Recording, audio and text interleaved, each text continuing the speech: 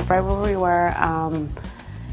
Every day in our show is, I mean, it seems like, I guess technically we've only really been seeing what's happening in Mystic Falls for like a month now, technically, but it's, I mean, I would move out of that town if that was really, if so many people were dropping like flies every 2 minutes. We ended the first half of the season with, you know, it was the big transformation episode, which, you know, Mr. Michael Trevino did such an amazing job on. So, yeah, I mean, you've obviously seen it once, and we know that that's not going to be the only full moon to come about in Mystic Falls. I think everyone kind of knows at this point that there will be more werewolves that come into town, and so that's what's going to be interesting when we come back on January 27th to see how it goes down with the vampires and the werewolves. More than anything, I'm excited for Klaus's arrival because he's going to mix things up. The whole Klaus thing, I mean, I personally think that it just needs to be Pacey Witter finds himself in Mystic Falls and, you know, reenacts the jumping off of the boat into the sunset with Caroline, because I think that that's what would make sense most of all for the storyline of the show, but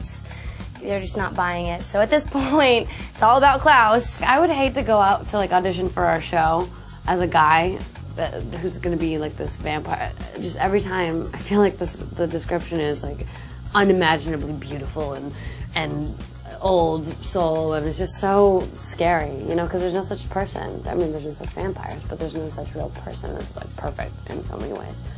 But I think Klaus should be the polar opposite. I think everyone, because they've been anticipating this like big bad vampire to come in, I think you should be like 5'2" and scrawny. Yeah, that is the running joke. It's like, it's gonna be like Dakota Fanning's doppelganger is going to be, you know what I mean? Like, it's gonna be like the complete opposite. I think that we will at some point get to go through different eras. Right now we've only done the 1400s and then the 1800s, but hopefully one day we'll go into the 1600s, or we'll go into the 20s. Maybe we'll do like a flapper episode and have the finger wave, and Catherine's gonna be like dancing and boozing it up, and it's gonna be fun to do that. And I think there is some sort of an intention to do that at some point. I keep expecting to get a script and be like, oh, it's just like a day at school, but then, and I'm like, how are they gonna keep coming up with these crazy like things to happen and all these cliffhangers? And every single time, like, there was literally a script where I was like, oh, and then that's the end of the episode. And I was like, no, that's just the